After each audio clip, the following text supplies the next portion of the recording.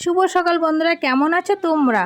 তো আজকে ঘুম থেকে উঠে রান্নাঘরে চলে আসলাম এই রোদে গরমে আগুনের তাপে পুড়ে রান্না করার জন্য। কেন যে ভগবান আমাদের পেট দিল, পেট দিয়ে যত সময় মরে যাচ্ছে আগুনের তাপে। বর মশাই আবার উপর থেকে অর্ডার করে গেল ডিম নালে সয়াবিন রান্না করতে। গতকালকে মাংস খেয়েছে, আজকে আমি কিছুই রান্নাবো না, শর্টকাট রান্না। উচ্চ আলু ভাজা করেছি, নিরামিষ সবজি, ডাল, আলু মাখা। ডাল হলে আমার ছেলে মেয়ের আর কিছু লাগবে না, শুধু একটু বরমশার জন্য চিন্তা, নাকি ঝগড়া করে খেতে বসে। তো ওর জন্য ডিম এনে রেখে দিয়েছি, ডিম ভেজে দেবো। ছেলে মেয়ে খেয়ে দিয়ে স্কুলে চলে গেছে।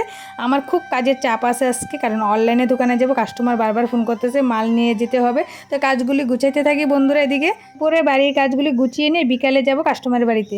নিচটা একদম শ্যাওলা পড়ে রয়েছে। আমার বরকে অনেকদিন ধরে বলছি বেসিং পাউডার আনতে, ওর মনেই থাকে না।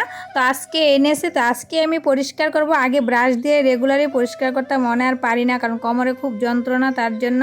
তো ভিডিওটা আর বেশি বড় করবো না, এখানে শেষ করব। যদি ভালো লাগে অবশ্যই একটা লাইক করে কমেন্ট করে চ্যানেলটাকে সাবস্ক্রাইব করে আমাদের পাশে থেকো।